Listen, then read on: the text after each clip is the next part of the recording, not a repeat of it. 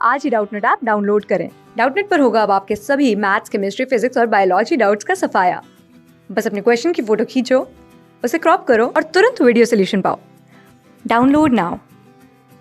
नमस्कार दोस्तों, डाउटनेट में आप सभी का स्वागत है। दोस्तों, हमारा आज का प्रश्न है, फीफा के बारे में निम्नलिखित कथनों पर विचार कीजिए। पहला कथन दे रखा है, यह 1904 में स्थापित और ज्यूरिख में अवस्थित स्विस विधि से शासित एक संघ है। दूसरा कथन है, फीफा अपने पर्णधारियों और संघ अन्य संस्थाओं के साथ पर्यावरण संबंधी मामलों पर कार्य करने के युक्ति तरीके ढूंढने और इसकी गतिविधियों से होने वाले पर्यावरण संबंधी नकारात्मक प्रभावों को कम करने में लगा रहा है।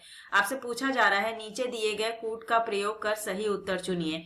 आपको आपके 4 विकल्प दे रखे हैं दोस्तों। आपका पहला विकल्प है केवल 1, आपका दूसरा विकल्प है केवल 2, आपका तीसरा विकल्प है 1 और 2 दोनों, और आपका चौथा विकल्प है ना तो 1 और ना ही 2। दोस्तों, आइए देखते हैं यहाँ पर कि कौन सा विकल्प होगा जो हमारा बिल्कुल सही हो जाएगा। उससे पहले थोड़ा सा हम फुल फॉर्म जानेंगे कि फीफा का फुल फॉर्म क्या होता है। आपसे एग्जाम में कई बार पूछा गया है। तो फीफा का जो फुल फॉर्म होता है यह होता है फेडरेशन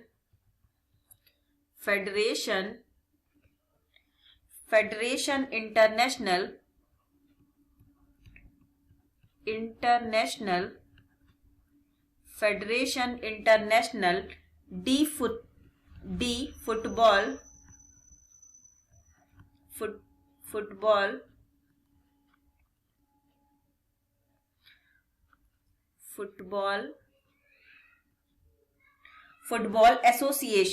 फुटबॉल एसोसिएशन।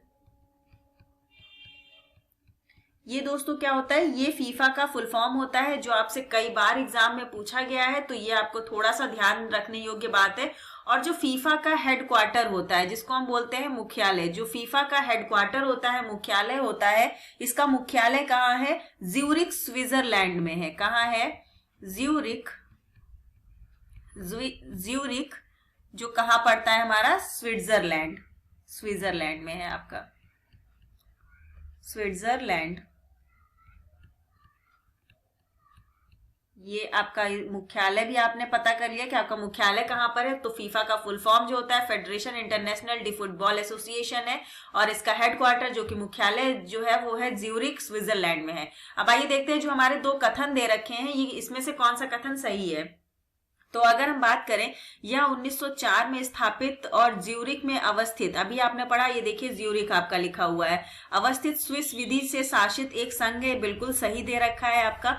दूसरा दे रखा है, फीफा अपने पर्णधारियों और अन्य संस्थाओं के साथ पर्यावरण संबंधी मामलों पर कार्य करने की युक्त तरीके ढूंढने और गतिविधियों से होने वाले पर्यावरण संबंधी नकारात्मक प्रभावों को कम करने में लगा रहा है। ये भी जो आपका दूसरा दे रखा है, ये भी कथन दोस्तों कैसा है आपका? बिल्कुल सही है।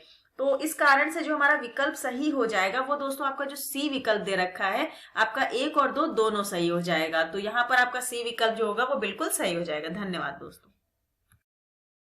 क्लास 6 से 12 से लेके नीट, IIT, JEE मेंस और एडवांस के लेवल तक 10 मिलियन से ज्यादा स्टूडेंट्स का भरोसा।